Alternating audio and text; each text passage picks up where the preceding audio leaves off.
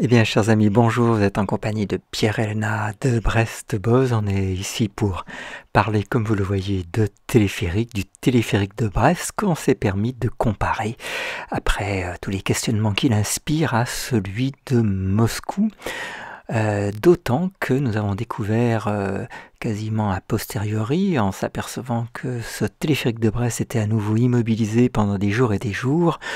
On s'est interrogé bien évidemment sur le choix du constructeur et c'est ainsi qu'on a découvert, vous allez le voir bientôt, que le constructeur du téléphérique de Moscou et de celui de Brest est en fait le même, c'est-à-dire Barthollet, comme vous allez bientôt le voir dans un instant sur cette fiche du site même de Barthollet, vous voyez, téléphérique de Moscou. Et voici les poteaux donc du téléphérique de Moscou, son déplacement aux alentours des poteaux. Vous voyez la forme des cabines qu'on verra un peu plus en détail. Et puis, bien les poteaux de Brest, évidemment un peu moins élégants. La cabine de Moscou au-dessus de la Moskva. Brest, deux stations, vous le savez, la station haute du plateau des Capucins avec des vues sur les mécanismes qui servent d'une part à porter ce téléphérique et à le tracter. Vous voyez ici quelques poulies, la vue d'ensemble de la station des Capucins, la cabine Lewin en place dans la station, et puis la station basse, donc Jean Moulin à Brest, donc son environnement, du monde prêt en attente en tout cas pour la cabine qui est en train d'arriver dans cette station basse, donc Jean Moulin.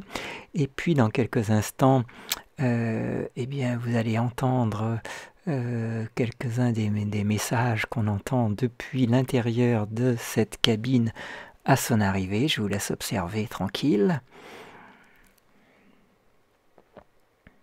Bientôt. We are arriving at Jean Moulin Station. Please get out on the left. See you soon.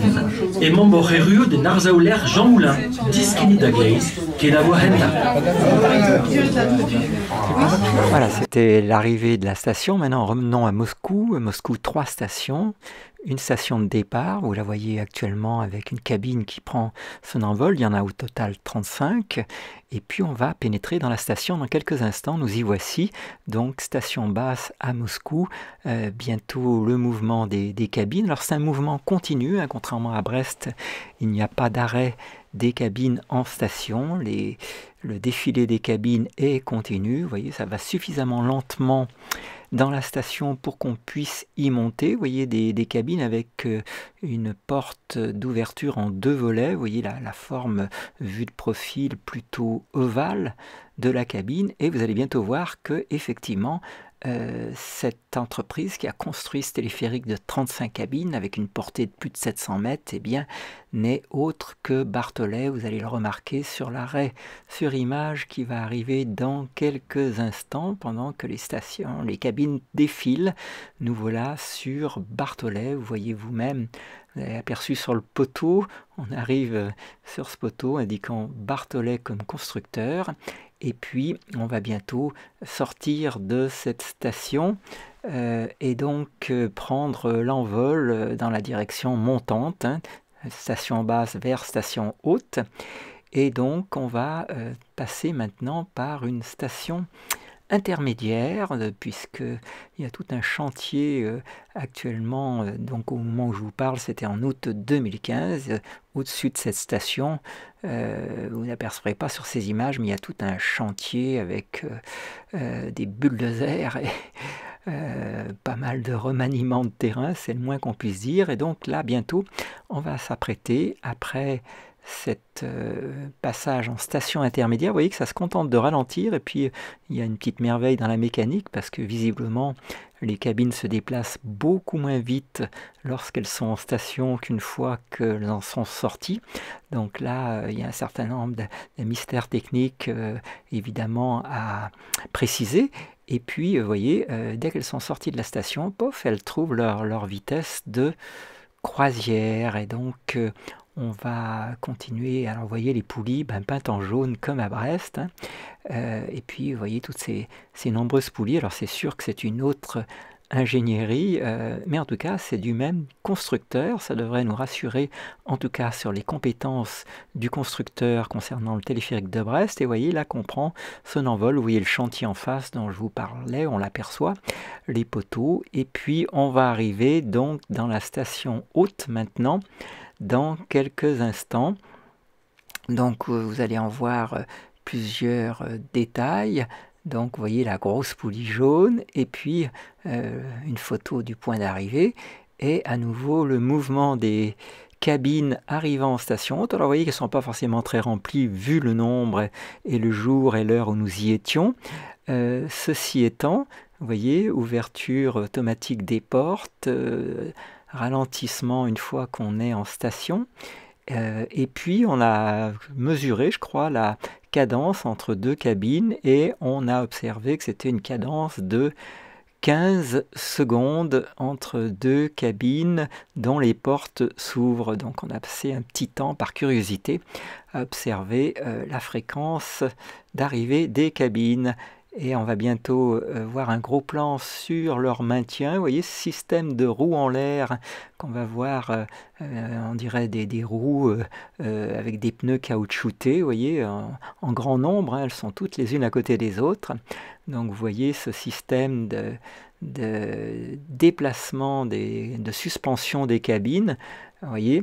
Et puis ces grosses poulies dont Barthollet a fait sa marque de fabrique, qu'elle peint en jaune, vous voyez, pour bien les rendre visibles, ces éléments essentiels de la mécanique.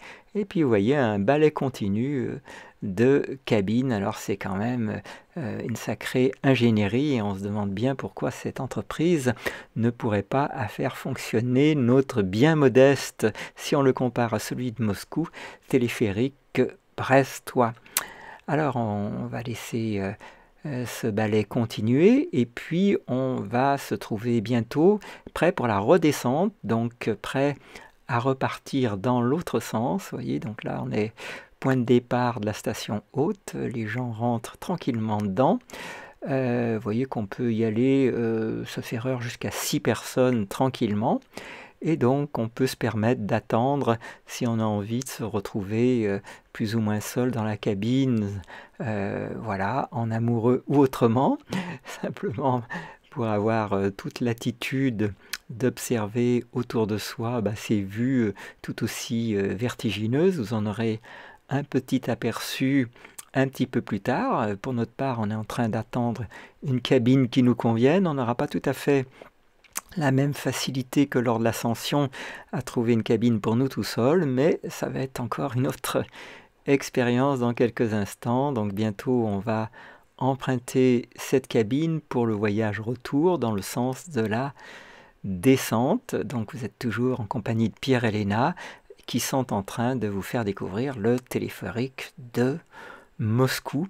Un téléphérique qui donne envie, au moins dans le fait qu'il fonctionne. Nous, quand on y est allé, on a observé aucun problème. J'avoue qu'on n'a pas fait une recherche sur les journaux pour savoir s'il avait des temps d'arrêt et d'immobilisation, ni comment s'était passé très précisément sa mise en route. Mais je trouve que ça vaut le coup.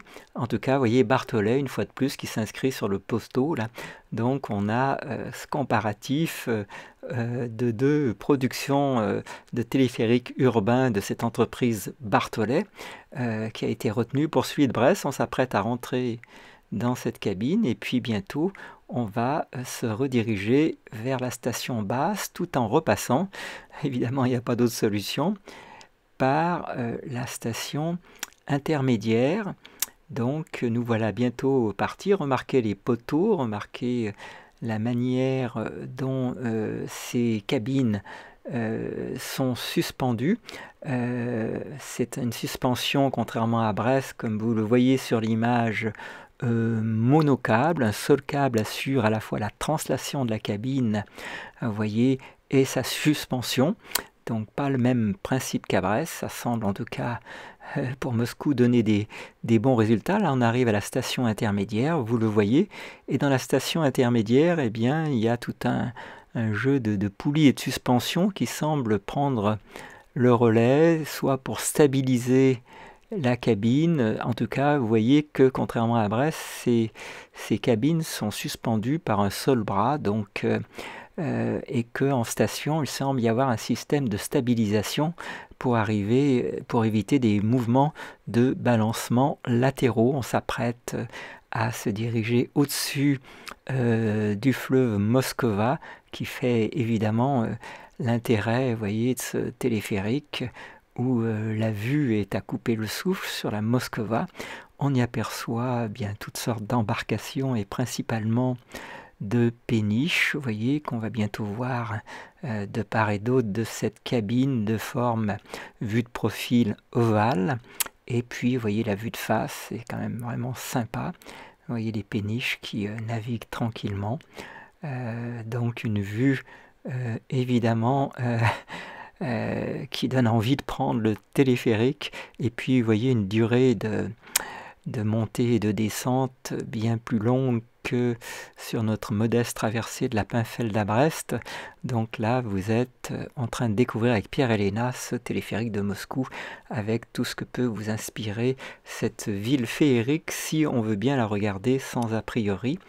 Et on arrive donc à nouveau dans la partie basse, la station basse, et on s'apprête à descendre après ce long voyage en téléphérique qui nous a offert, je dois dire, bien des satisfactions et bien des plaisirs. Vous voyez tout ce système de suspension, vous voyez les cabines en train d'arriver avec leurs bras uniques, contrairement à celles de Brest. Alors peut-être, malgré un trajet bien plus long, eh bien peut-être quelque chose de plus facile à gérer.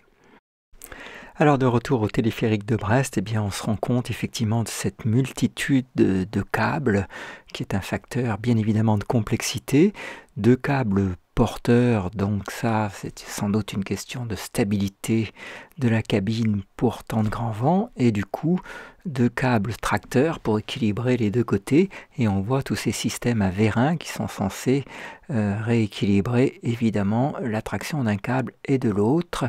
Vous voyez que c'est pas une mince affaire en termes de réglage, et que visiblement notre téléphérique eh bien, attend un réglage qui puisse s'avérer fiable. Vous voyez la complexité de tous ces câbles multiples, 4 câbles par cabine. On le voit là en déplacement.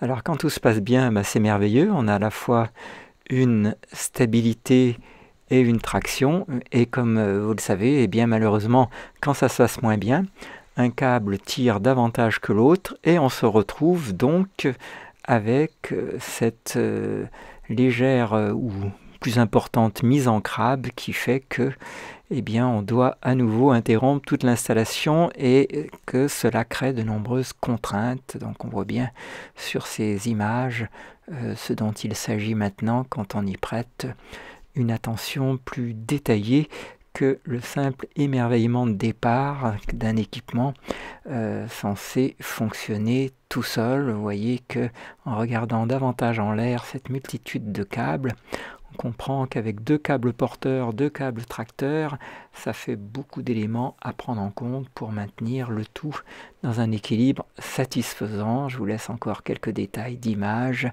Vous voyez la cabine en station haute, et puis ces multiples poulies, et puis tous ces mécaniques et mécanismes qui sont censés équilibrer le tout.